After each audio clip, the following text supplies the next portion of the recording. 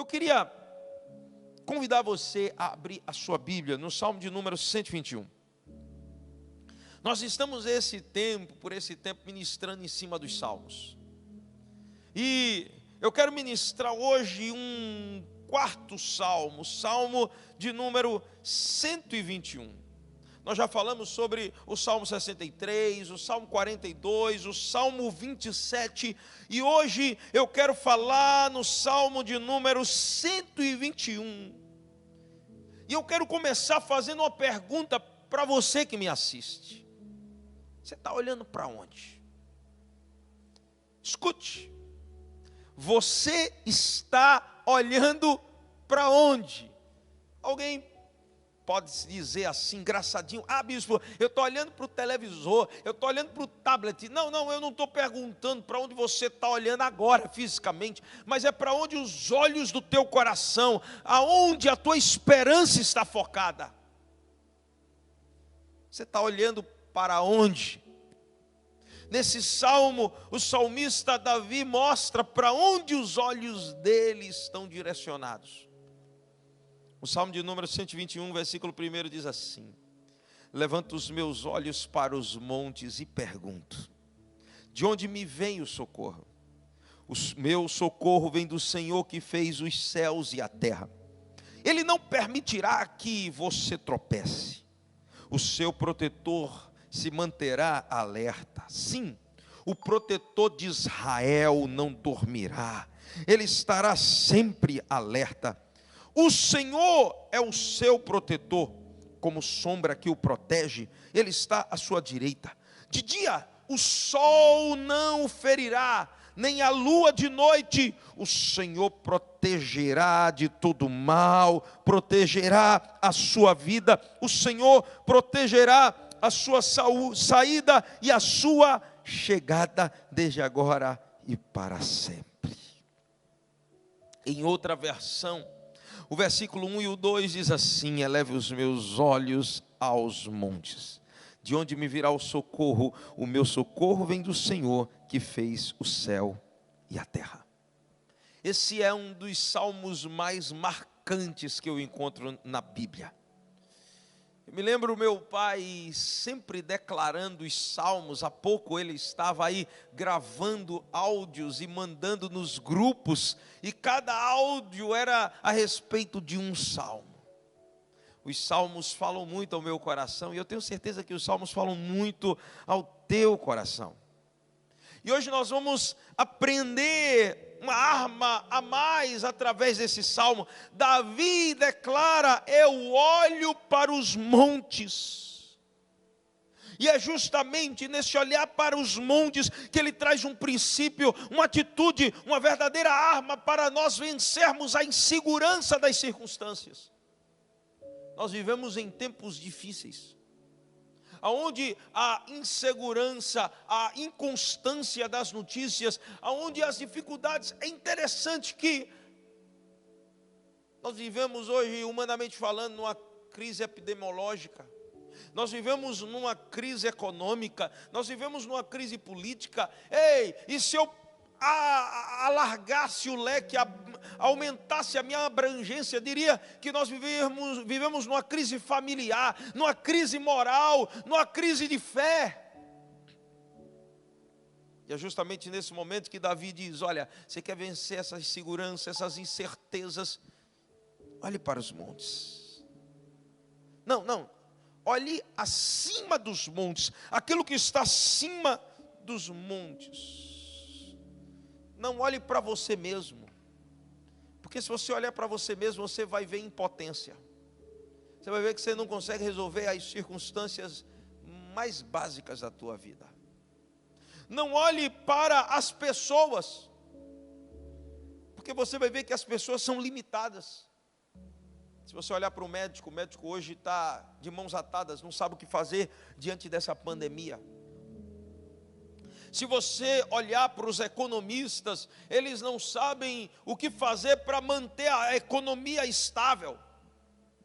Se você olhar para os políticos, você vai descobrir que eles não sabem quais decisões tomar.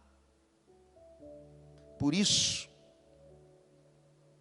Você tem que olhar para o Senhor, porque Ele é o Todo-Poderoso.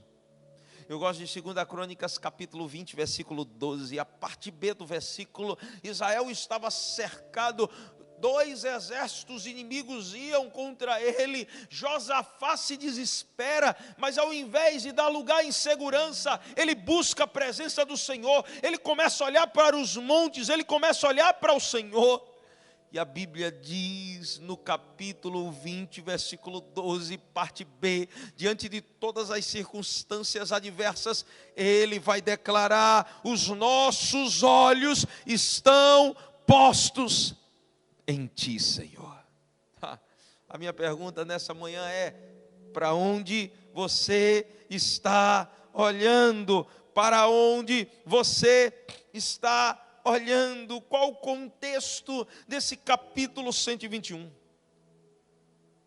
O contexto é um momento de peregrinação.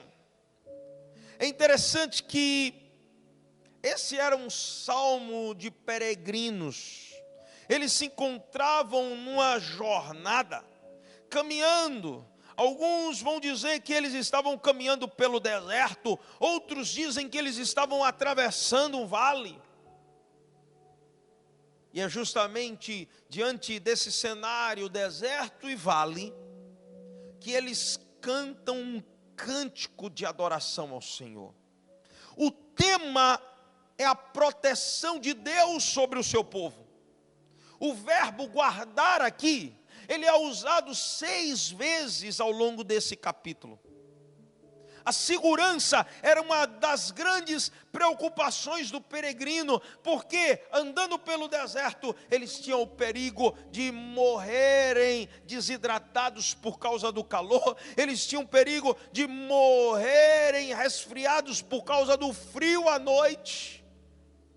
Andando pelos vales, eles corriam o perigo de serem atacados por bandidos, eles tinham o perigo de serem encurralados. Porém, a Bíblia diz que enquanto eles caminhavam no deserto ou nos vales, eles invocavam o nome do Senhor. Eles, ao invés de olhar para os perigos do deserto, para os perigos do vale, eles olhavam para o Senhor.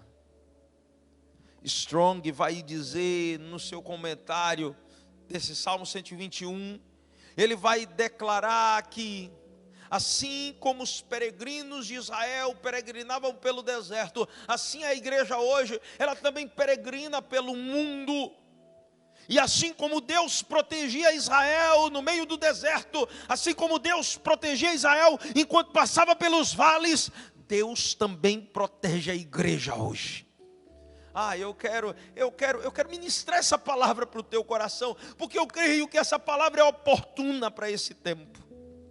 Deus está dizendo para você hoje: assim como eu protegi Israel no meio do deserto, assim como eu protegi os peregrinos que atravessavam o vale de Baca, assim como eu protegi Davi quando fugia de Absalão para o deserto da Judeia, assim também eu te protejo. Você que está me assistindo inseguro, com medo das circunstâncias, quem sabe os seus questionamentos estão te assolando medo.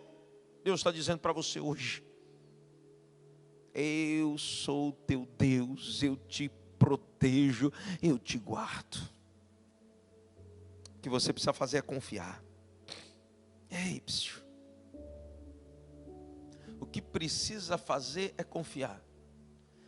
Para onde você está olhando? Você que está aqui comigo no chat, a minha pergunta é: para onde você está olhando? Davi tinha motivos para se sentir inseguro, sim, tinha. É justamente nesse contexto de luta, de agrura, de dificuldade, de perseguição, que Davi faz a sua pergunta. E a pergunta de Davi a ele mesmo é: de onde me virá o socorro? Parece que Davi está numa crise. E ele faz o questionamento a ele mesmo: de onde me virá o socorro? Ei, qual o problema que você está enfrentando hoje? Qual a crise que você está atravessando? Qual a dificuldade que você está enfrentando? Ei, qual a situação que você hoje clama por socorro? Eu sei que há pessoas que estão chorando por dentro, há pessoas que estão derramando lágrimas nesse momento, dizendo: bispo, o senhor não sabe o deserto que eu estou atravessando, você não entende o vale que eu estou atravessando. E quem sabe você fez essa pergunta durante essa semana, quem sabe você fez essa pergunta hoje: de onde me virá o socorro? De onde me virá a provisão? De onde me virá o auxílio? Hoje você vai aprender a vencer toda insegurança pelo poder de olhar para o Senhor, olhar para Cristo. Para você vencer a insegurança, o medo, primeiro, você tem que gerar convicções fortes em seu coração. O seu coração precisa estar bem firmado em quem Deus é. Eu quero que você compreenda isso. Davi, no Salmo 121, versículo 1 e 2, ele vai dizer: levanto os meus olhos para os montes e pergunto, de onde me vem o socorro? Mas ele não para com a pergunta, ele não desiste por causa do questionamento. Ei, a crise não paralisa Davi. Deixa eu dizer uma coisa para você que está me assistindo: a crise não pode te paralisar, ela não pode te fazer parar.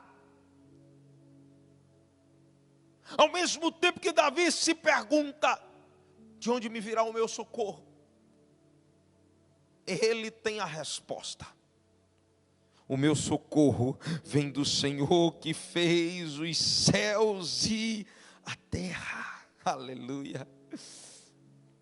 Entenda, toda angústia gera algum tipo de ruído dentro de nós.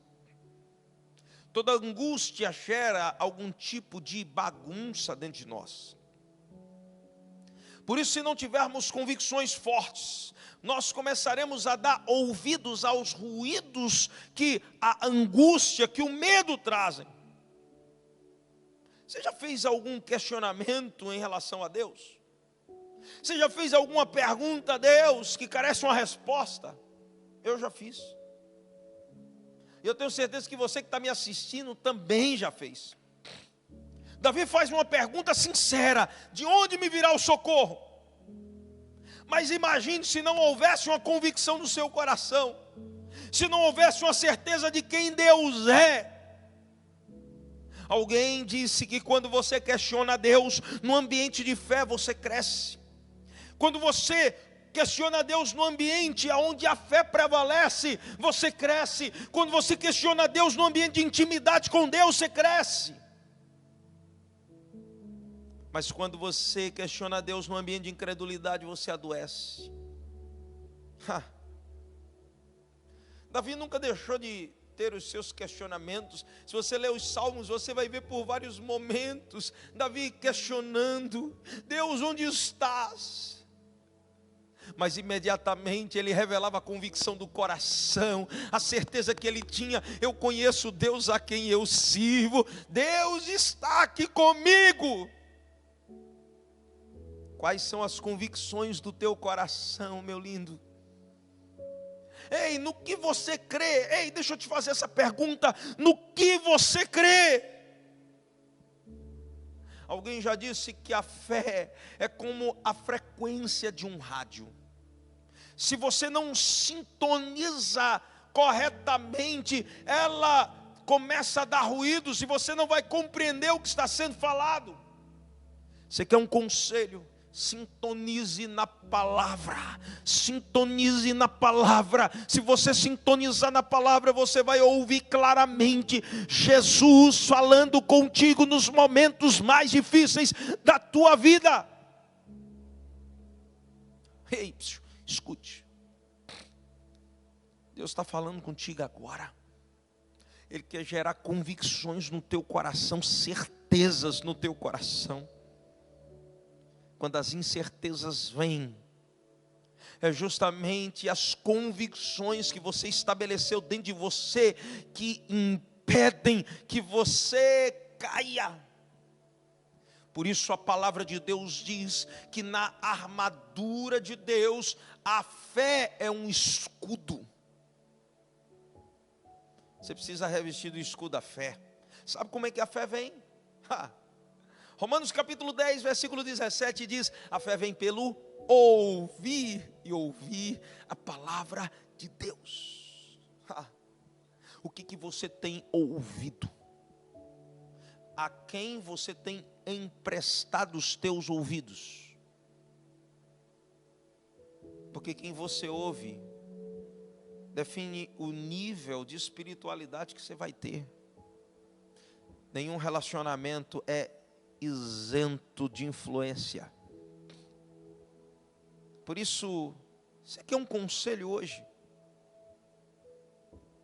Coloque um filtro nos teus ouvidos.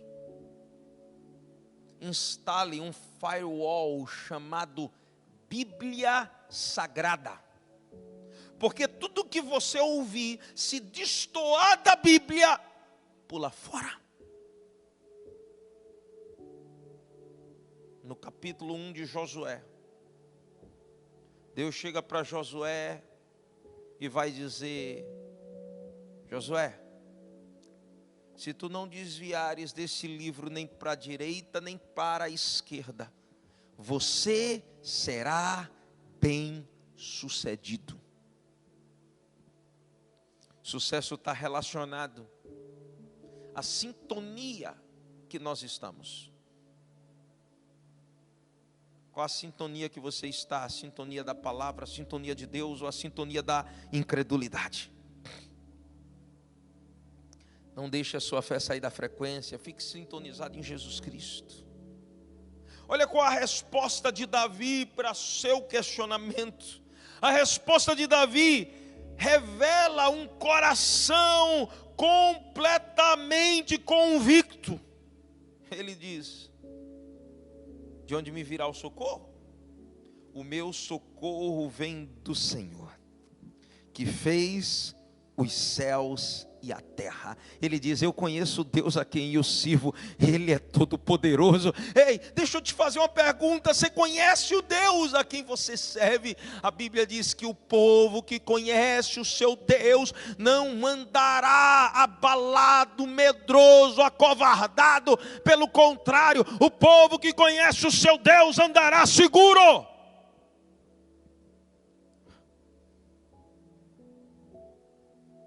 Você conhece o Deus a quem você serve? Deus é bom. E Ele é bom em todo tempo.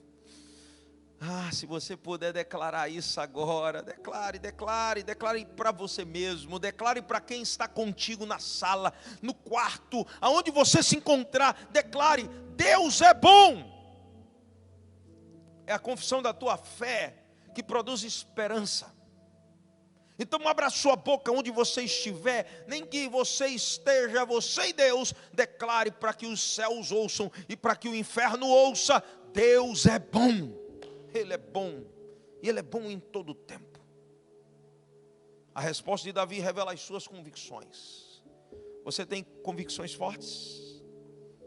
Colossenses capítulo 1, a partir do versículo 10, a Bíblia diz assim: isso para que vocês vivam de maneira digna do Senhor, e em tudo, não é só quando tudo vai bem, mas em tudo possam agradá-lo, frutificando em toda boa obra, crescendo no conhecimento de Deus. Como é que eu frutifico na boa obra? Como que eu avanço quando eu cresço no conhecimento de Deus? Você precisa conhecer a Deus cada vez mais.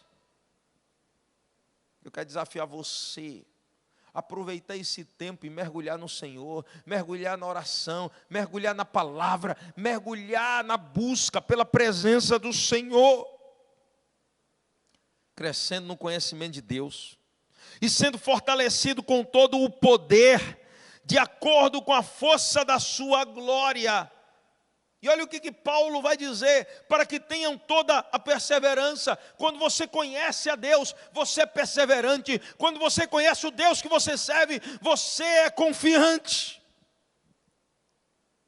Interessante que Davi certa vez chega diante de um guerreiro, um gigante chamado Golias. Israel está temeroso, Israel está tremendo, mas a Bíblia diz que Davi conhecia o Deus a quem ele servia, e a palavra de Deus diz que ao invés de recuar, ele avança. Ele avança. E você sabe por que Davi avança? Porque ele conhecia o Deus a quem servia. Ele chega diante do rei, e quando o rei diz: você é pequeno, Davi, você é fraco, Davi, você não tem como vencer esse gigante. Ele diz para o rei: rei, deixa eu te explicar uma coisa. Eu sirvo um Deus todo-poderoso. Um dia eu estava cuidando do pasto do rebanho de ovelhas do meu pai. Um urso veio e eu destruí no nome do Senhor. Um leão veio e no nome do Senhor eu o venci.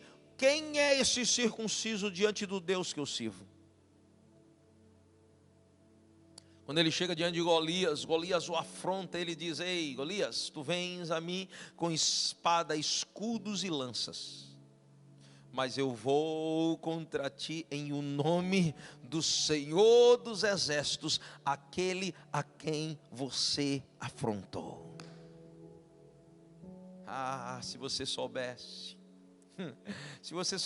o quanto Deus te ama, e o quanto teu Deus é poderoso, você perseveraria, você teria paciência. Ei, a Bíblia diz: esperei com paciência pelo Senhor. Ei, só espera com paciência pelo Senhor quem sabe que Ele nunca atrasa, Ele chega na hora certa.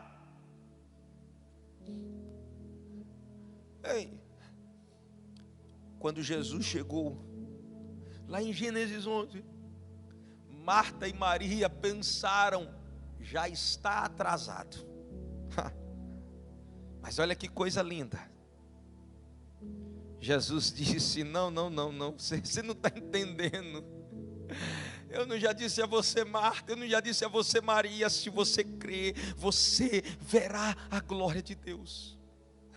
Deus está dizendo para você que está dizendo: ei, já está atrasado. Ei, já passou do tempo. Deus está dizendo para você: eu preciso gerar uma convicção no teu coração antes. Eu não chego atrasado e eu também não chego adiantado. Eu chego no tempo certo. Há um tempo próprio para todo o propósito de Deus embaixo na terra. Deus quer gerar convicções fortes, para quando os questionamentos vierem, você dizer: eu sei quem é o meu Deus, eu conheço o meu Deus, Ele é todo poderoso. Paulo continua dizendo: essa intimidade, esse conhecimento de Deus gera perseverança, gera paciência, gera alegria. A Bíblia diz: alegrai-vos sempre no Senhor. Outra vez vos digo, alegrai-vos. E Paulo não está falando isso em Filipenses porque tudo vai bem. Paulo está preso em Roma, e preso em Roma ele diz: alegrai-vos, seja a vossa moderação conhecida de todos, porque perto está o Senhor. Deus está perto de você. Mas bispo, Deus está perto de mim nessa pandemia. Não, Deus está em você nessa pandemia. Ele é o Deus bem presente na hora da angústia. Ele é o Deus bem presente na hora da angústia. Você que está angustiado, angustiada, aí em casa chorando, Deus está dizendo: eu estou contigo.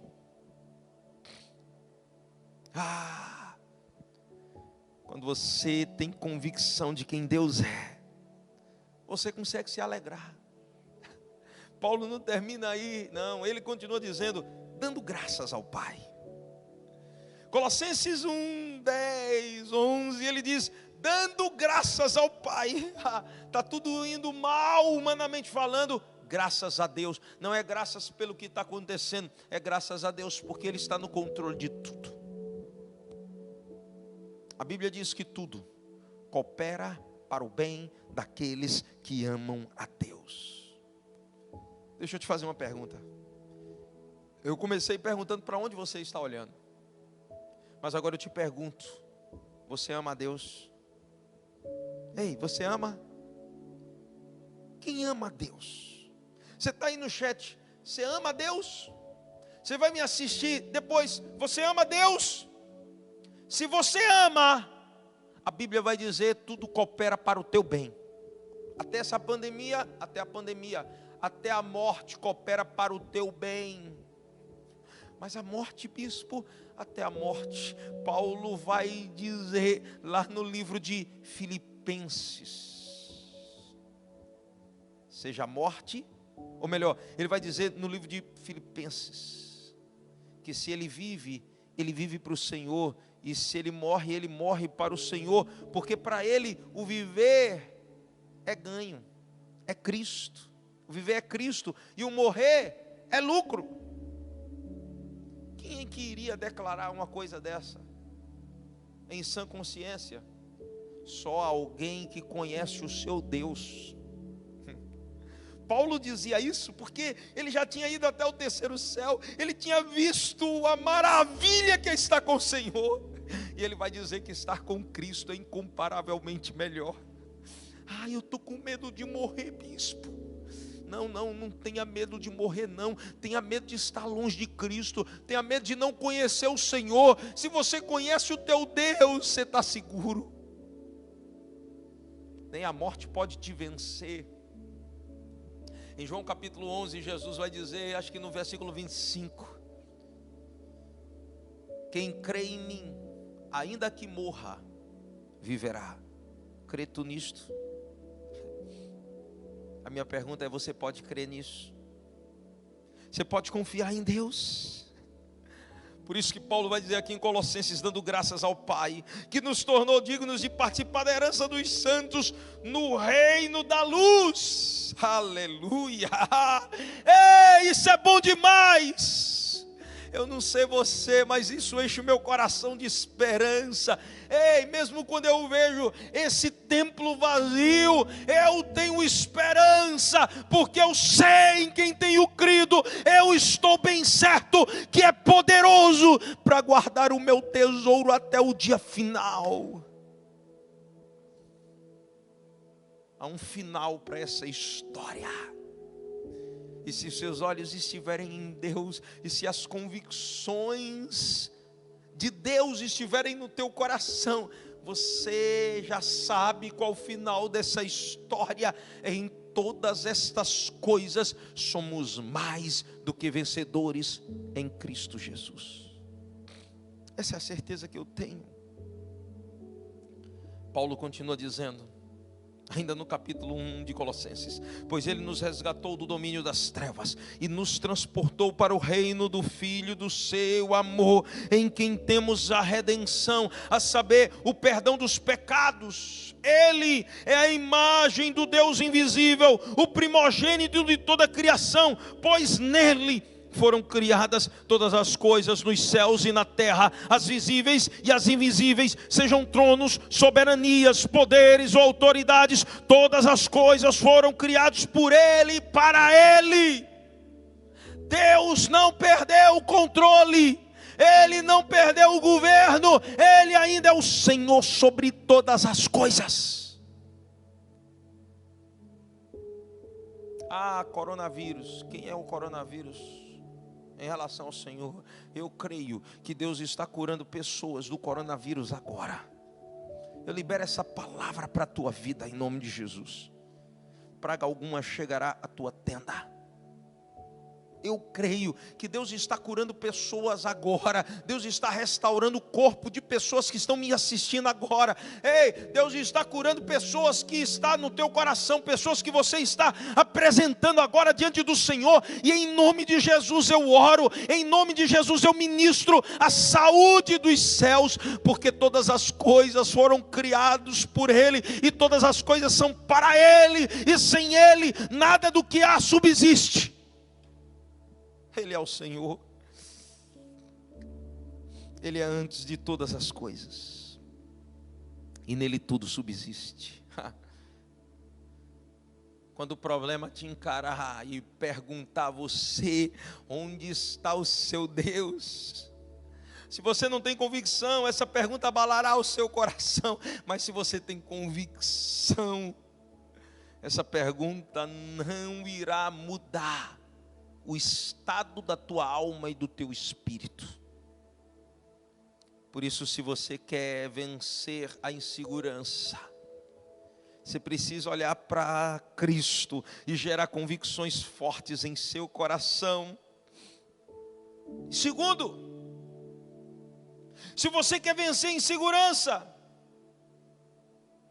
você precisa olhar para Cristo e você precisa ver além do natural. Você precisa enxergar o sobrenatural.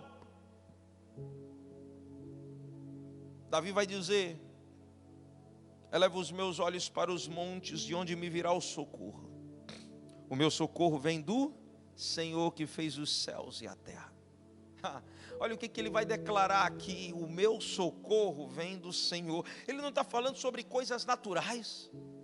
Ele não está dizendo o meu socorro vem do homem, o meu socorro vem do político, o meu socorro vem da economia. Ei, eu vejo aquele tanto de crente brigando e dizendo: e agora, o que vai ser do Brasil? Porque não sei quem saiu, porque não sei quem saiu. Ei, o Brasil é do Senhor. Só existe um Messias no Brasil, e esse Messias se chama Jesus Cristo. Ei, deixa eu dizer uma coisa para você que confia em homens e acha que é o homem que vai resolver o problema da nação. A Bíblia não diz: pede a fulano e cicrano e eu darei as nações por herança. Mas a Bíblia diz no Salmo de número 2: pede-me e eu vos darei as nações por herança e as extremidades da terra por tua possessão. Só existe um Messias nessa nação, e esse Messias se chama Jesus Cristo. A Bíblia diz: bendita a nação cujo Deus é o Senhor. Você tem que olhar para o Senhor. Deixa de ver o natural apenas. E no natural você vai entrar em crise. Você vai se desesperar. Mas quando você olha para Cristo, você vê o sobrenatural. Você vê a mão dele poderosa se estendendo sobre ti. No Salmo de número 123, versículo 1, Davi vai dizer: para ti levanto os meus olhos, a ti que ocupas o teu trono nos céus. Para onde que Davi estava olhando? No Salmo 123, versículo 1, ele vai dizer: eu não estou olhando para a terra. Ele não estava olhando para o monte. Ele, quando fala eleva os meus olhos para os montes, ele não estava dizendo não são os montes que eu vejo, não são os montes que eu vejo, mas eu vejo acima dos montes, eu vejo os céus. Ei, feche os seus olhos agora, durante 30 segundos, e ao invés de você olhar para o que a notícia diz na TV, ao invés de você olhar para a tua despensa, ao invés de olhar para como está teu esposo, tua esposa, teus filhos, teus pais, olhe agora para os céus.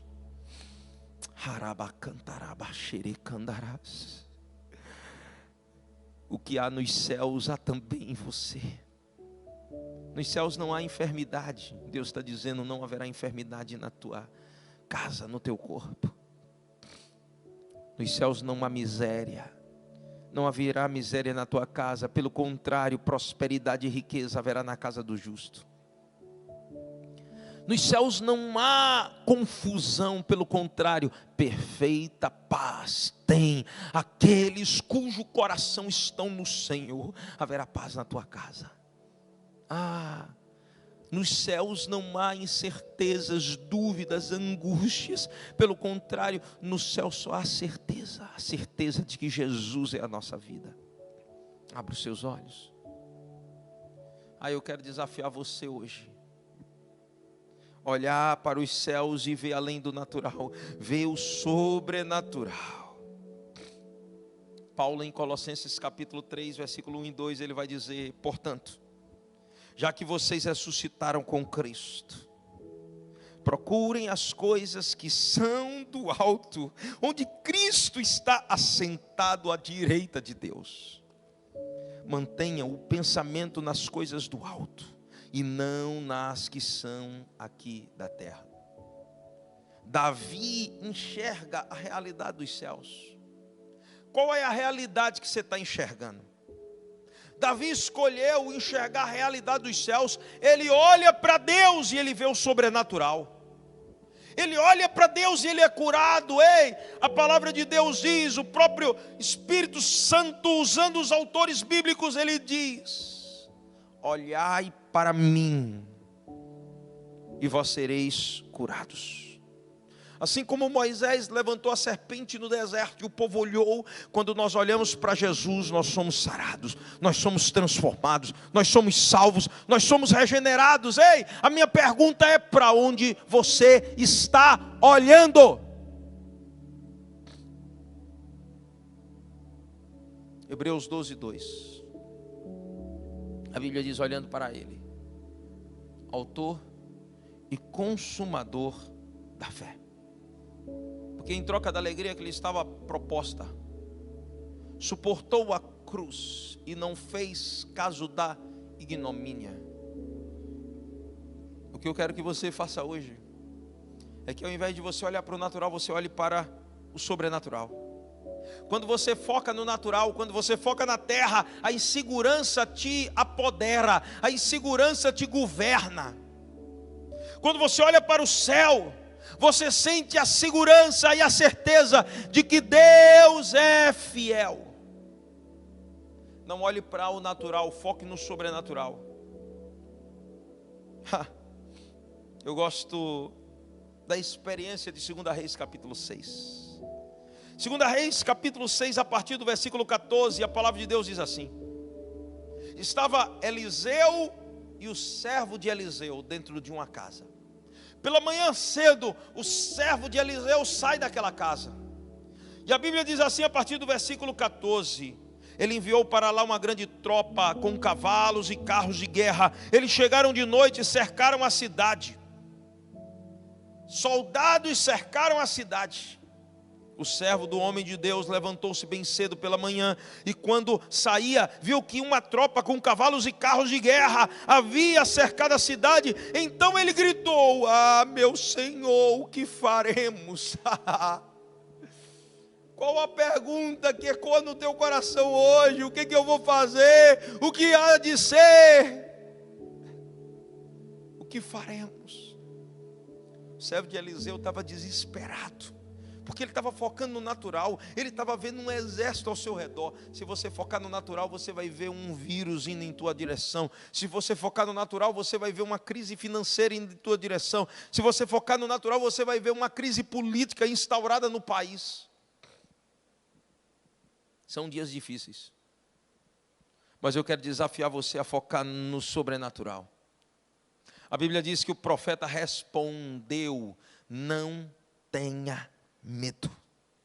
Aqueles que estão conosco são mais numerosos do que eles. Imagine na mente do servo de Eliseu, ele pensando: o que aconteceu com o profeta? Ele ficou louco. Provavelmente ele pensou: a crise é tão grande que enlouqueceu o profeta, que trouxe um senso de ilusão para o profeta. O profeta está vivendo uma utopia, ele não está conseguindo enxergar que há um exército contra ele. Mas o que me chama a atenção é que Eliseu orou. Olha a oração de Eliseu: Senhor, abre os olhos dele para que veja. Abra os olhos. Então o Senhor abriu os olhos do rapaz, que olhou e viu as colinas cheias de cavalos e carros de fogo ao redor de Eliseu. Querido, a minha oração nessa manhã é: Pai, abre os olhos dos teus filhos, para que, ao invés de ver o que está acontecendo de ruim, eles possam ver que ao redor deles estão os anjos do Senhor. A Bíblia diz que como os montes estão ao redor de Sião, assim o Senhor está ao redor do seu povo, para os livrar e os guardar. Eu quero que nessa manhã você não perca o foco. Olhe para Ele.